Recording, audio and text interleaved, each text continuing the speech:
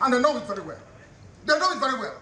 And I suspect that some people in government are complicit. They are making money with insecurity. That's correct. They are making money with it. They know Nnamdi Kanu is outside. In 2 minutes, this nonsense will stop. Who is the idiot? Who is the bagger? That will speak when I'm talking. Who is the fool?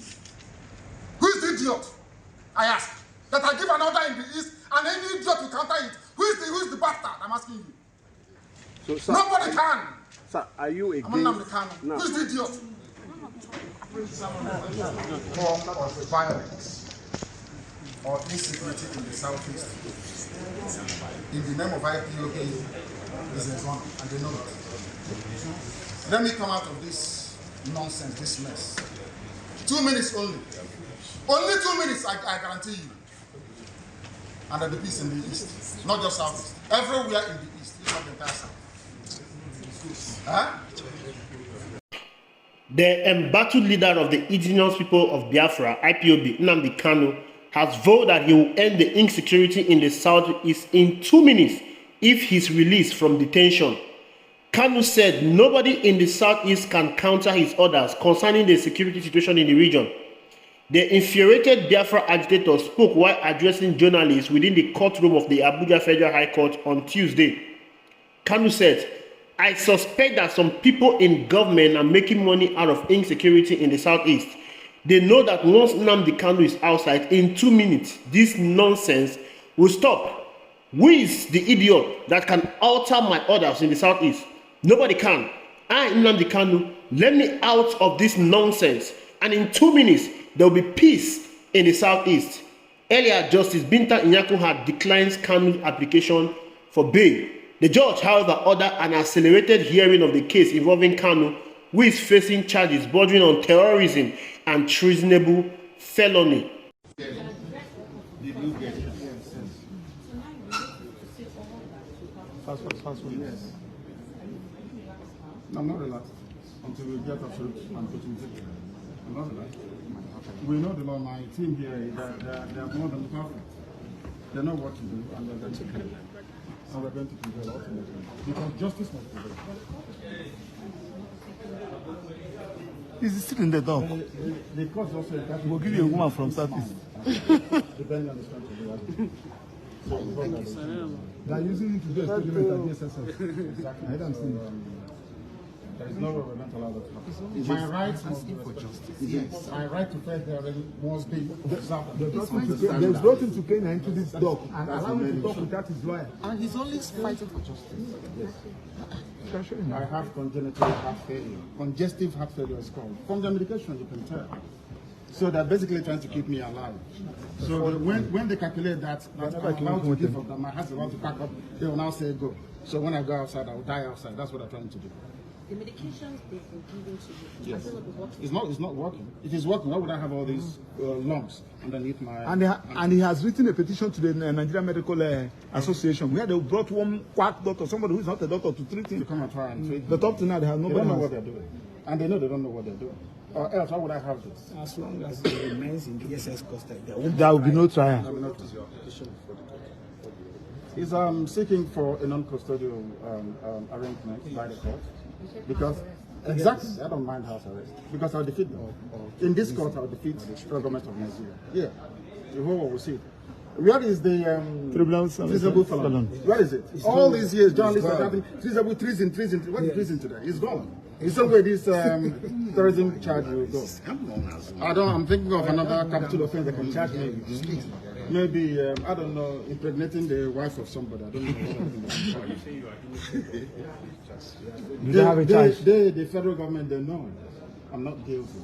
My only guilt is that I'm fighting for my people. And I will fight for it. For justice. For justice and fairness and equity. Advice to the people of those who are using IPOB to commit crime. Using IPOB to commit crime is a thing. Yes. It's not part of this family. Repeat it again. Our family is based on 4 cardinal points. You must be without fear before your enemies. You must speak the truth always, even if it leads to your death. You must help the poor and those who cannot help themselves, and be of good character that God may love thee. That's who we are. So what will be your words to those out there in the East who are killing the that they are criminals. They are criminals. They are not part of this family. We are called a family for a reason. we've come to save our people, not to enslave them. Anybody conducting any type of activity that contravenes the welfare of our people is a criminal and must be dealt with. Wait, when you repeat this one. Anybody who is involved in any form of criminality, any form of violence or subversion in the name of Biafra is not part of this family. Our family is noble. It's called IPOB. It's all over the world. So you condemn anything that has to do with killing in the southeast? Why would I kill violence? People have sacrificed my parents for them. Why would I want to kill anybody person after that? So anybody who's committing crime in the name of IPOB is on his own. He's a criminal. I've said it. He's a criminal and should be dealt with adequately. Thank you very much. Thank you. Today is Tuesday. We are coming one nation.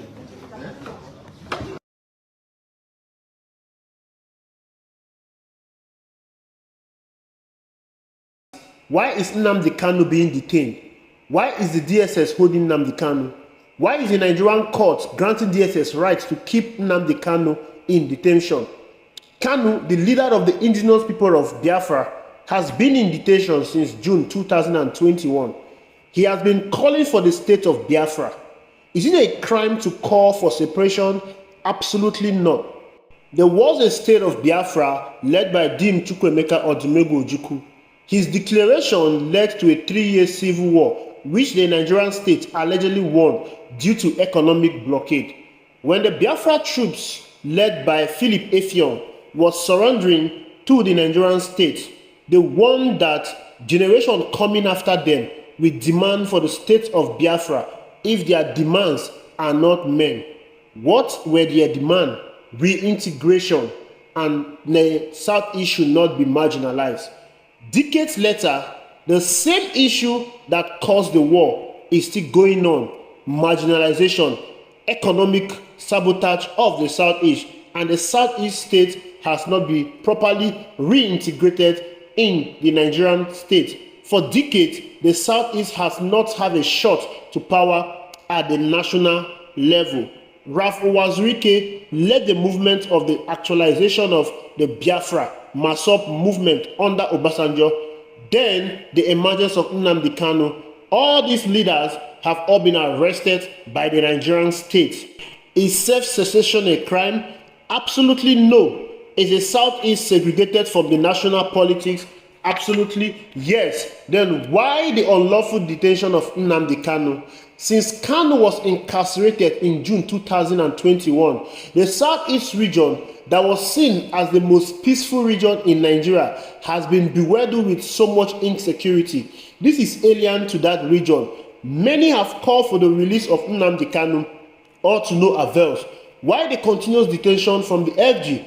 There should be an accelerated hearing in the case. Release him or sentence him. Kanu in the clip has alleged that some people in government are making money from the insecurity in the Southeast. I can tell you for the fact that insecurity, especially kidnapping, has become a thriving business in Nigeria. It has spilled from every part to every part of the country. Imagine the bandits in the north kidnapping school children, and they are demanding for 40 trillion naira. That is crazy. You all saw what happened in Abuja when Bola Ahmed Tinubu took over, how kidnapping became the order of the day. If the government is sincere about ending insecurity in the East, then they should start by releasing Nnamdi Kanu. Failure to do so means that they are really behind the insecurity in the Southeast. Of course, it is a traveling business all over the country. The money they get from ransom, the money they get from selling guns to these boys is crazy. Enough is enough. Charge this young man to court. He's already been taken to court. There should be an accelerated hearing. If he's found guilty, sentence him. If he's not found guilty, release him. It's as simple as that. I don't know why the federal government just love preoccupying themselves with so many irrelevant things. I mean, they are causing unnecessary problems for themselves. You have bandits, you have Boko Haram in the north. Look at what is happening in the south. The Oklahoma killing, of which the military has gone to bomb that area. This is going to cause unrest. You are going to aggravate the militants in that area. When the militants start blowing up pipeline, that is another insecurity that is brewing there. You have the insecurity of kidnapping in the southeast. For how long are we going to continue with these insecurity issues? For how long? For how long? It begs for question. Because you cannot tell me that for ages we've been battling with insecurity and we cannot solve it. But year after year, new set of insecurity keep emerging. And you want to tell me that the federal government is not behind all this insecurity? Come on. Enough is enough. We don't want to turn our country into a refugee area. This whole thing should stop. There should be a peaceful resolution to all these things. Release the young man. He hasn't committed any crime. His only crime is calling for the state of Biafra. Release him. He's not a criminal. He has not carried gun. He has not killed anyone. Release Nnamdi Kanu. There should be peace in the southeast. Thank you very much for watching. Ensure you like, subscribe, drop your comment reaction in the comment box. Ensure you share the video.